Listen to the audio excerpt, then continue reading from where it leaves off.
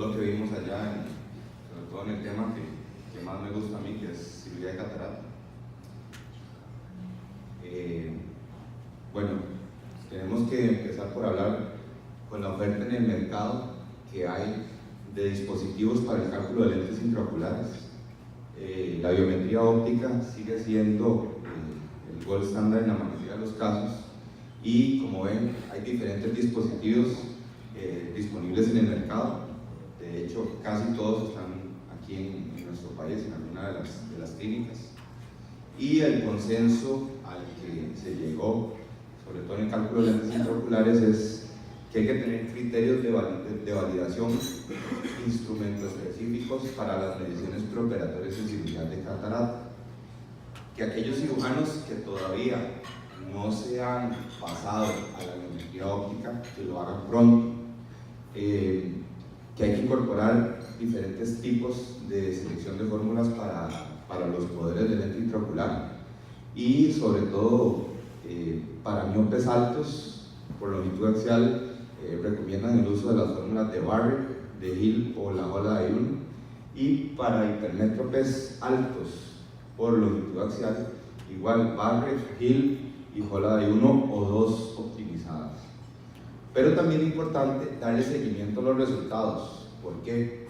Porque parte del trabajo es optimizar las constantes para cada fórmula o usar números clínicamente validados. Hay ciertas páginas disponibles en la red como ULIP, que ULIP tiene las constantes optimizadas para casi todos los lentes intraoculares. Entonces, pues si uno no tiene una colección de cirugías tan grande como para poder optimizar uno propiamente las constantes del lente intraocular, pues valerse de las páginas que ya lo tienen.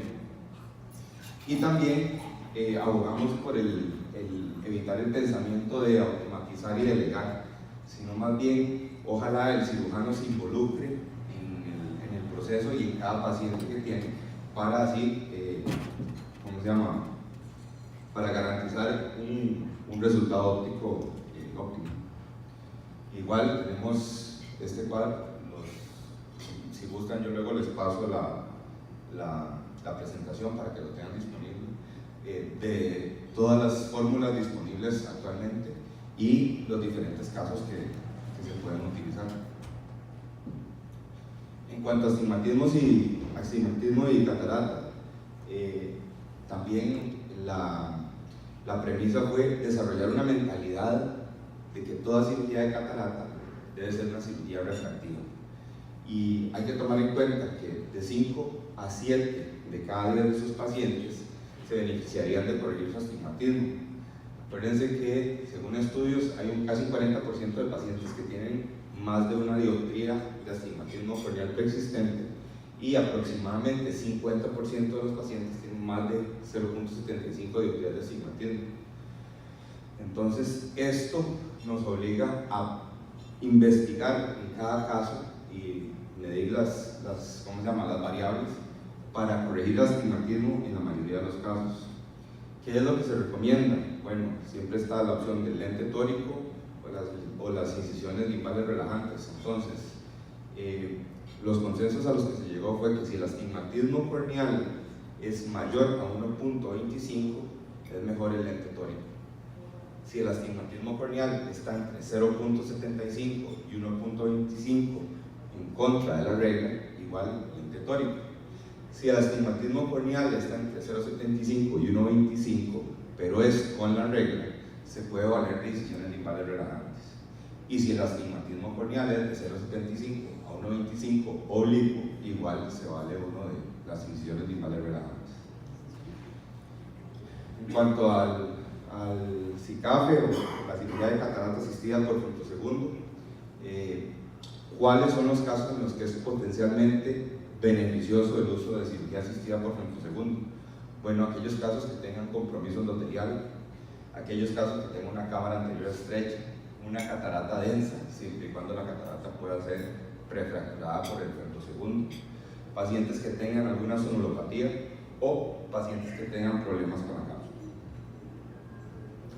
En cuanto a la cirugía de presbicia con lentes intraoculares, tenemos que tomar en cuenta que la población envejeciendo y la demanda de cirugía de cataratas van aumentando conforme pasan los años.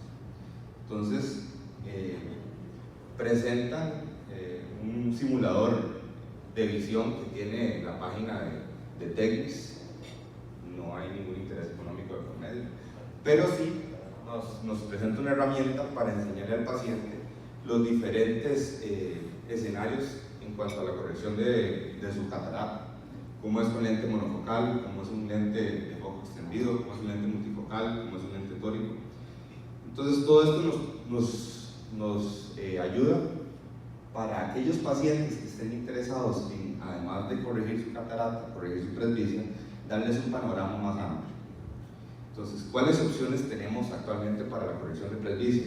Bueno, siempre las estrategias de monovisión, los lentes multifocales tradicionales, los lentes multifocales de baja visión, de 2.5, los lentes trifocales, los lentes acomodativos y los lentes de pequeña apertura. Entonces, ¿qué perlas podemos utilizar para los lentes multifocales, que es lo que más se utiliza en la corrección de presbicia? Bueno, tenemos que valorar el estado visual actual del paciente y el potencial visual que tenga este paciente. Tenemos que ver qué expectativas tiene el paciente con la cirugía, o sea, pacientes demasiado exigentes o que crean que esto es volver a los 15 años, pues no es un buen candidato. Hay que analizar además las necesidades visuales de cada paciente. No es lo mismo alguien que requiere más distancia intermedia y cercana que aquellos que solamente requieren distancia cercana. Hay que analizar también las diferentes características de los lentes multifocales y la personalidad del paciente. O sea, personalidades tipo A no son buenos candidatos para un lente multifocal. Y como siempre, en el día de cirugía refractiva se hacen diferentes encuestas. Entonces, nada más quería hacer un experimento social. Si a ustedes les dieran la opción de escoger una de las siguientes 4, de lo único que les gustaría aprender y dominar es quiénes votan por una vitrectomía básica para un cirujano de segmento anterior, quiénes votan por fijar un lente en el ojo con una cápsula ausente y deficiente, quiénes prefieren saber hacer técnicas de reparación de iris, o quién prefiere dominar el uso de anillos y segmentos endocapsulares. Entonces, en la opción 1, ¿quiénes prefieren? Levanten la mano. Opción 2. Opción 3. Y la opción 4. Okay. El resultado de la encuesta fue el siguiente. O sea, los asistentes a la reunión de la academia, lo que más les interesa como cirujano de segmento anterior es o dominar la vitrectomía básica para un cirujano de segmento anterior o poder fijar un lente intraocular en una cápsula ausente o deficiente. Las técnicas de reparación de iris y el uso de anillos y segmentos pues quedaron relegados. Lo que me lleva a una charla que asistí, que me llamó mucho la atención, que era la vitrectomía anterior para el cirujano de catarata, y es el camino que no se ha tomado. Entonces, esta charla fue dada en conjunto por un doctor hindú especialista en segmento anterior, que no recuerdo el nombre, y un retinólogo, que es el doctor Charles, que ha estado en nuestro país. Y ellos explican la ventaja de hacer una vitrectomía anterior vía pars plana versus la vitrectomía anterior convencional que nosotros conocemos. Entonces, lo que señalan es que en una vitrectomía anterior vía pars plana, el vitro anterior se va a mover posteriormente, primero por el gradiente de presión de la infusión y la succión que va a generar el ocultomo. Por lo tanto, se elimina la necesidad de barrer la herida y evita la tracción vitrea, y además se elimina la necesidad de revisar la presencia de vitrio con la esponja de celulosa. ¿Cuál es la única desventaja? Hay que tomar en cuenta el suturar bien la herida a la hora de colocar los cuerpos, porque si no puede haber un prolapso de iris y un prolapso de vitrio. Y aquí es donde ellos justifican esa técnica, ¿verdad?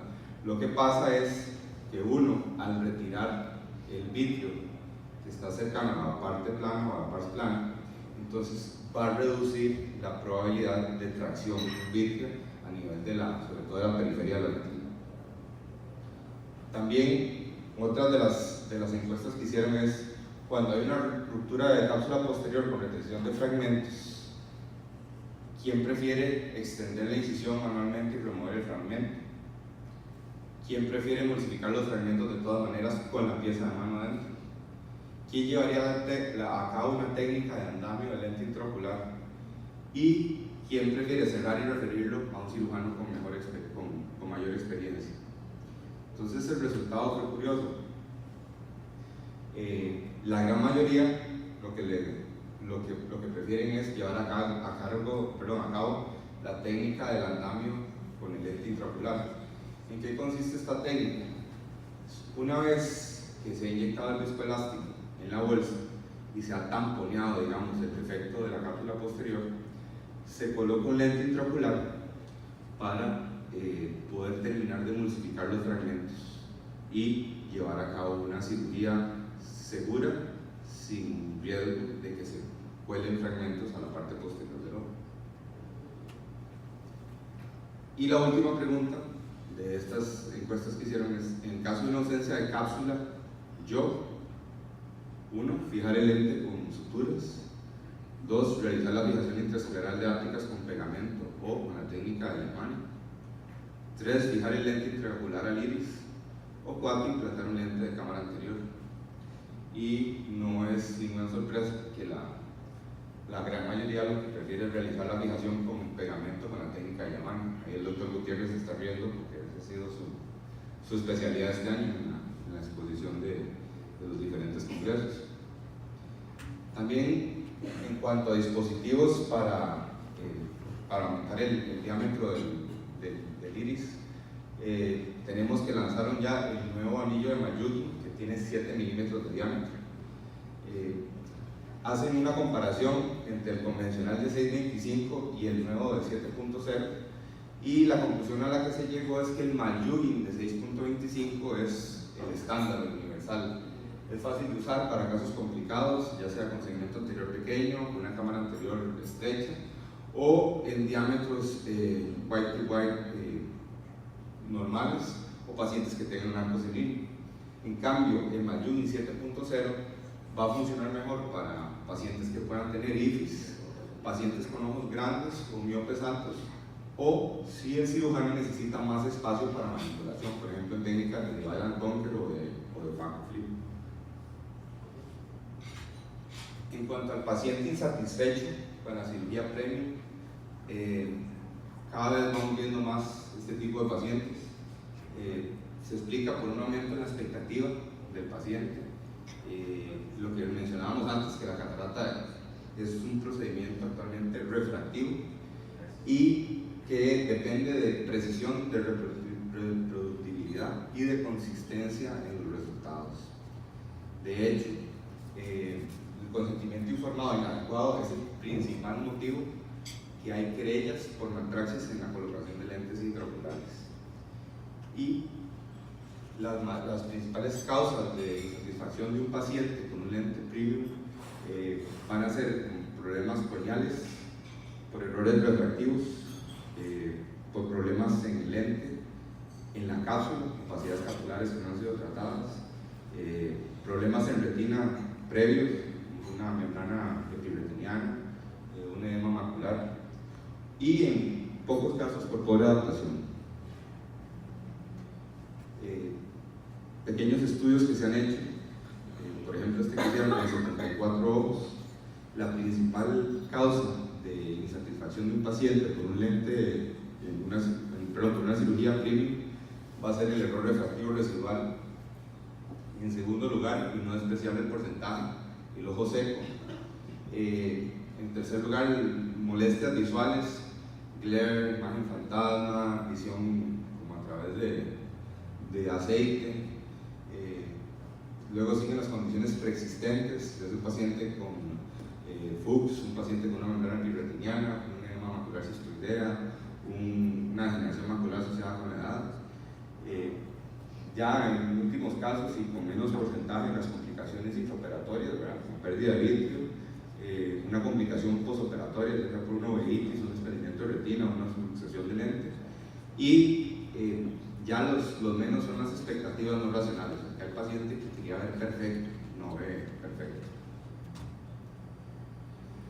En cuanto al cálculo de lente intraocular en queratocono y pacientes posoperados de cirugía refractiva, el doctor Holliday dio una excelente charla y nos explicó que la queratometría usualmente no va a ser precisa en queratoconos o en pacientes posoperados de cirugía refractiva, y además la posición efectiva del lente tampoco va a ser precisa en estos pacientes, además de que las biometrías ópticas en ojos con una longitud axial mayor a 26 milímetros pues tampoco son tan precisas. Entonces lo que nos recomienda es en estos pacientes obtener una topografía o una tomografía y tomar el poder corneal de la zona central de 4.5 milímetros, y este es el que debe utilizarse para calcular el equivalente esférico del poder y la magnitud o el eje del astigmatismo en caso de un paciente que tenga un astigmatismo alto. Si hay aberraciones ópticas de alto orden, bueno, yo además en un paciente postoperal refractivo en un queratocono no consideraría un lente multifocal o un lente de foco extendido, y utilizar las fórmulas de Barrett 2, la de Olsen 2 o la Holliday 2 para estos casos. En cuanto a la prevención de endoftalmitis y edema macular, pues en la endoftalmitis seguimos insistiendo en que los principales factores de riesgo son la construcción de la incisión principal, el uso del yodo povidón y el uso de antibióticos intracamerales. Sin embargo, esto es tema de discusión en posteriores charlas. En cuanto a la prevención del edema macular cistoideo, los AINES y los esteroides siguen siendo las principales armas para evitar el edema macular cistoideo, pero también abogan por la inyección subconjuntival de triamcinolona en aquellos pacientes con diabetes que van a ver sometidos a cirugía de catarata. Y en cuanto a la catarata como un procedimiento refractivo, pues el futuro de la cirugía de catarata presenta un cambio en el juego. Vimos la presentación de dispositivos como el septo, que es un dispositivo que se usa para hacer una capsulotomía central controlada. Este lo presentó el doctor David Chang. También la presencia de diferentes lentes que están actualmente en estudios para mejorar los resultados refractivos y la corrección de presbicia. Por ejemplo, el Lumina Lens, que lo que tienen son dos placas o dos lentes, uno que va a ser un elemento posterior que va a tener la mayor cantidad de poder dióptrico y uno anterior que va a tener 5 dioptrías. Entonces el movimiento del músculo ciliar lo que va a causar es el deslizamiento de las ópticas y el paciente va a tener un foco variable continuo. Igual el WIOL de Medicen es un hidrogel sináptica, o sea, todo el lente va a rellenar el saco capsular y va a haber un efecto de pseudoacomodación. Entonces la presión del vitrio y del músculo ciliar lo que va a hacer es un cambio de forma en este lente con un movimiento óptico hacia adelante para mejorar la visión de cerca. El Liquid Lens, que es un lente intraocular de gravedad dependiente, entonces tiene dos fluidos invisibles, o sea, con diferentes índices refractivos, y si el paciente está en posición primaria de la mirada, va a ver a través del líquido inferior, y cuando mire hacia abajo, en un ángulo de 60-70 grados, va a haber una mezcla de los dos fluidos que va a alterar el índice refractivo y va a mejorar la visión de cerca. El Juven IOL lo que hace es un cambio de forma modular, este también llena toda la bolsa capsular y va a tener dos elementos ópticos, un componente fijo, que es el que va a corregir el error refractivo de lejos, y un lente fluido con una superficie anterior flexible, que es lo que le va a dar el sistema de acomodación. El Fluid Vision, que lo que va a hacer es llenar también el saco capsular y va a hacer un cambio de forma guiada por fluido.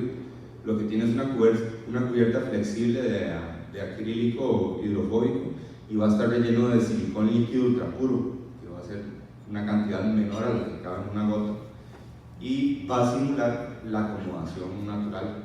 También es un lente monofocal, pero con un cambio de foco variable continuo. Y según los estudios, tiene mucho mejor resultado que los actuales lentes multifocales con diseño avanzado.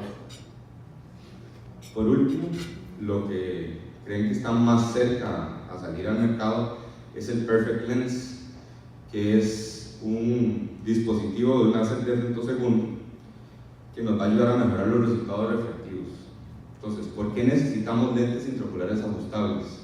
Bueno, en el mercado tenemos lentes tóricos de foco extendido, los nuevos lentes trifocales, tenemos nuevas fórmulas, nuevos diómetros, nuevos sistemas de diagnóstico, tenemos el femtosegundo, tenemos la aberrometría intraoperatoria como el ORA, y sin embargo hay un estudio publicado este año, es un registro que se hizo en el ESPERS, de 282.000 casos de 100 clínicas, en los que un 73% de los posoperados de catarata habían tenido un error residual de 0,50 dioptrías, un 93% había tenido un error residual de hasta 1 dioptría, y se llegó a la conclusión de que hay un cuarto o un 25% de probabilidades de fallar en el resultado del lente.